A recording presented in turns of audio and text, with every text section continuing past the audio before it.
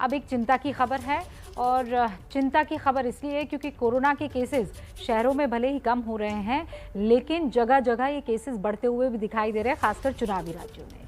चिंता इस बात की है कि 5 राज्यों में रैलियों, जुलूसों और बड़े स्तर पर प्रचार की जो चुनाव आयोग की पाबंदी थी वो कल खत्म हो रही है। कल इस पाबंदी का आखिरी दिन है। फिर रविवार से पार्टियां किसी भी तरह के चुनाव प्रचार के लिए स्वतंत्र हो जाएंगी। लेकिन समस्या क्या है? समस्या इस बात की है कि जब इन पार्टियों के नेता चुनाव आयोग की पाबंदी में भी नहीं मान रहे, तो फिर जब पाबंदियां हट जाएंगी तो क्या ये पार्टियां बेलगाम नहीं हो जाएंगी? वो भी तब जब 5 चुनावी राज्यों में केसेस बढ़ रहे हैं, लगातार बढ़ रहे हैं। आप आंकड़ों को देख लीजिए।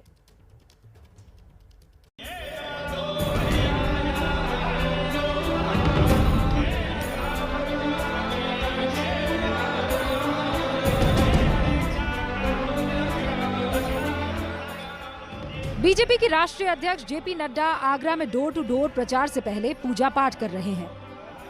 वैसे तो विधानसभा चुनाव, इलेक्शन कमीशन और कोरोना दोनों की गाइडलाइंस के बीच हो रहा है, लेकिन इसे मान कौन रहा है? जेपी नड्डा के साथ मंदिर के अंदर कई सारे लोग मौजूद थे और सब के सब कोरोना गाइडलाइंस का उल्लंघन कर रहे थे। बड़ी बड़ी रैलियों और जुलूसों पर लगी चुनाव आयोग की पाबंदी कल खत्म हो रही है। 8 जनवरी को 5 राज्यों में चुनाव के ऐलान के साथ ही चुनाव आयोग ने इन पाबंदियों को पहले 15 जनवरी तक बढ़ाया और फिर इन्हें 22 जनवरी तक बढ़ा दिया। लेकिन अब सवाल ये है कि क्या चुनाव आयोग इन पाबंदियों को हटाएगा, क्योंकि चुनावी राज्यों में कोरोना के केसेस लगातार बढ़ रहे हैं। उदाहरण के तौर पर यूपी में देखिए, जहां 8 जनवरी को यानी चुनाव के ऐलान के दिन 6,411 केसेस आए थे, जो अब 20 जनवरी को बढ़कर 18,429 हो गए हैं। यानी इन 13 दिनों में 189% केस बढ़ गए हैं। 8 जनवरी को पॉजिटिविटी रेट 2.9% की थी, अब बढ़कर वो 7.4% हो गई है। इस तरह उत्तराखंड को देखिए, 8 जनवरी को 1,560 रोजाना के केस थे, अब बढ़कर 4,818 हो गए हैं। यानी 209% केसेस बढ़ गए हैं और पॉजिटिविटी रेट भी 0.4% से बढ़कर 14.2% हो गई है। पंजाब की बात करें तो यहाँ 8 जनवरी को 3,643 डेली केसेस थे, जो अब 20 जनवरी को बढ़कर 7,862 हो गए हैं। यानी 89% केस बढ़ गए हैं और पॉजिटिविटी रेट भी 13.9% से बढ़कर 17% हो गई है। सिर्फ इन 5 चुनावी राज्यों में पूरे देश के 10% एक्टिव केसेस हैं।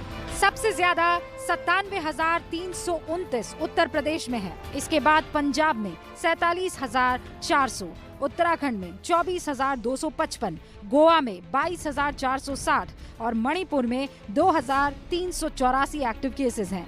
इसी तरह इन 5 राज्यों में कुल 1,93,828 एक्टिव केसेस हैं।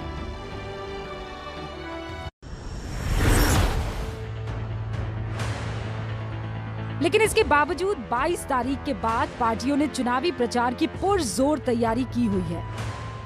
गृह मंत्री अमित शाह कल यानी 22 जनवरी को पश्चिमी उत्तर प्रदेश से अपने चुनाव प्रचार की शुरुआत कैराना इलाके से कर रहे हैं। वो कैराना विधानसभा क्षेत्र में घर घर जाकर संपर्क अभियान चलाएंगे। इसके बाद शामली और बागपत जिले के अपने कार्यकर्ताओं के साथ बैठक भी कर रहे हैं। चुनाव की तारीख घोषित होने के बाद ये अमित शाह का पहला उत्तर प्रदेश का दौरा है। कल जब पाबंदी हट जाएगी तो एक बार फिर से नेता बड़ी बड़ी रैलियां और जुलूस भी निकालेंगे। वैसे उत्तर प्रदेश के लोग पहले भी कहां पाबंदियों को मान रहे हैं। ये आगरा शहर की तस्वीरें हैं, जहां सपना चौधरी का प्रोग्राम चल रहा है। सैकड़ों की तादाद में लोगों की भीड़ आपको दिखाई दे रही है। कोविड प्रोटोकॉल्स की जमकर धज्जियां उड़ाई गई।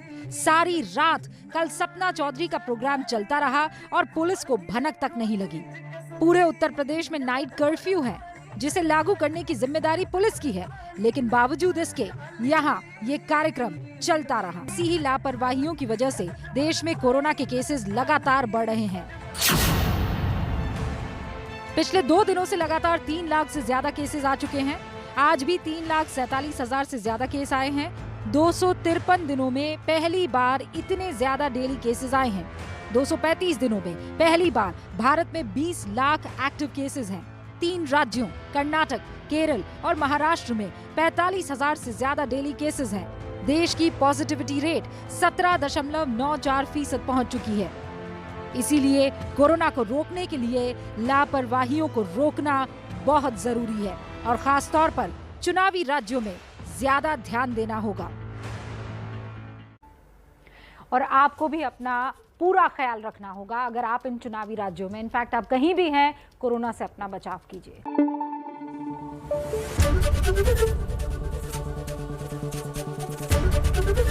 एबीपी न्यूज आपको रखे आगे।